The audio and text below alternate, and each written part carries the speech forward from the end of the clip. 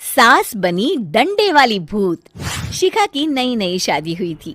उसका मायका और ससुराल दोनों कानपुर में ही थे, इसलिए उससे मिलने उसके भाई अक्सर आते जाते रहते थे। ये बात शिखा की सास मीना को बिल्कुल पसंद नहीं थी। मम्मी जी, आज राहुल भैया आ रहे हैं। कौन? तेरे चाचा का लड़का? जी मम्मी जी। अरे पर वो तो दिल्ली में रहता है ना? हाँ मम्मी जी, उन्हें कल सुबह दिल्ली के लिए निकलना है, तो वो आज मुझसे मिलते हुए कल सुबह यहीं से निकल जाएंगे। हमने तो धर्मशाला खोल रखी है ना। कुछ कहा क्या मम्मी जी? मैंने कहा हाँ, आने दे तेरे भैया को, जमकर खातिरदारी करेंगे। अब तो कुछ करना ही पड़ेगा, इससे पहले कि मेरा घर धर्मशाला बन जाए। ये कैसी बातें कर रही हो मीना? सच ही तो कह रही हूँ। अभी इसकी शादी को साल भर भी नहीं हुआ और आए दिन इसके घर वाले आ धमकते हैं। अरे तो क्या हुआ, वो इसी शहर में रहते हैं तो हाल चाल लेने आ जाते हैं। इस बार मैं उनका हाल और चाल दोनों ही बिगाड़ दूंगी। अब बहुत हो गया जी। अरे ये कैसी बातें कर रही हो? हे भगवान, बस आप तो देखते जाइए। शाम को राहुल आता है। नमस्ते आंटी, कैसे हैं आप लोग? हम लोग तो ठीक है, तुम कैसे हो बेटा? मैं भी अच्छा ही हूँ आंटी।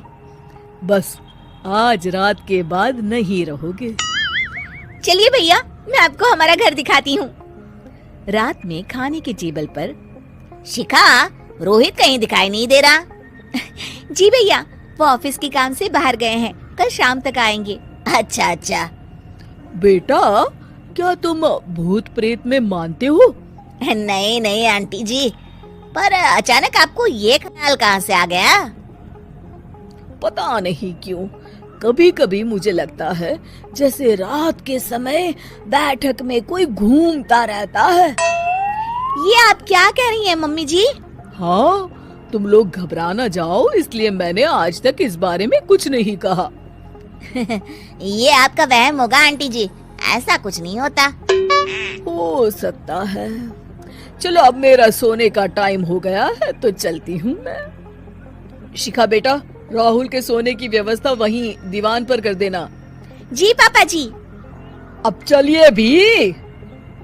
अच्छा, तो बैठक में सोने वाले हैं साहबजादे। क्या बड़बड़ा रही हो? कुछ नहीं, आप सो जाइए।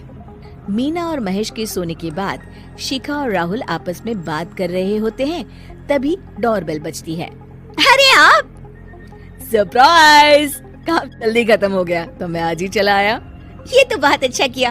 देखिए राहुल भैया भी आए हुए हैं, आप दोनों का मिलना भी हो जाएगा। कैसे हो रोहित? मैं तो ठीक हूँ भैया। शिखा, मैं भी आज यहीं सो जाता हूँ, राहुल भैया से बातचीत भी हो जाएगी। अच्छा अच्छा ठीक है। मीना आधी रात को उठती है, कंबल मुंह से पैर तक ओढ़ के डंडा लेके बैठक में आती है और देखती है दीवान पर चादर ओढ़े कोई लेटा हुआ है। देखो तो कैसे मजे से सो रहा है बहन के ससुराल में। मीना ताबड़तोड़ 4-5 डंडे मार देती है। अरे मर गया! अरे बचाओ बचाओ, कौन है? मीना जल्दी से अपने कमरे में भाग जाती है। हे भगवान, ये मैंने क्या किया? ये रोहित कहाँ से आ गया? लगता है ये नालायक राहुल मेहमानों वाले कमरे में सो गया होगा। आज तो इसकी खैर नहीं। उधर बैठक में, अरे क्या हुआ रोहित? मैं बाथरूम में था, तुम्हारे चिल्लाने की आवाज सुनी। पता है भैया, मैं सो रहा था, अचानक से कोई आकर मुझे डंडे मारने लगा। ये क्या कह रहे हो? लगता है तुम भी आंटी की तरह भूत प्रेत में मानते हो। नहीं नहीं भैया, सच में कोई आया था। मैं तो जा रहा हूँ मेहमानों वाले कमरे में सोने के लिए। इस समय अपने रूम में जाऊंगा तो शिखा की नींद खराब हो जाएगी। ठीक है भाई, जाओ तुम, जहाँ तुम्हारा भूत डंडा लेके ना आ सके।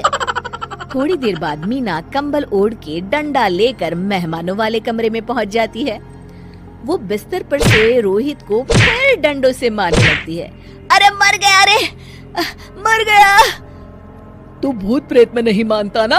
ये ले, अब डंडे खा। हैं? ये तो माँ की आवाज है। रोहित कंबल खींच देता है। बेटा तू!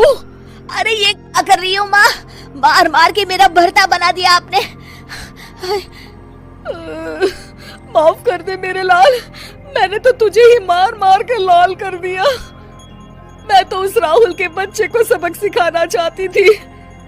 राहुल भैया को?